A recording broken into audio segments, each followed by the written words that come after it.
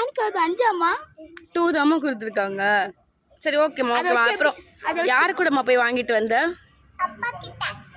எப்படி விளையாடணும்? எப்படிம்மா? ஜங்கா வாங்கிக்கோ போடா வாங்கிக்கோ 5 கூட்டாங்க 5 பால் கூட்டாங்க.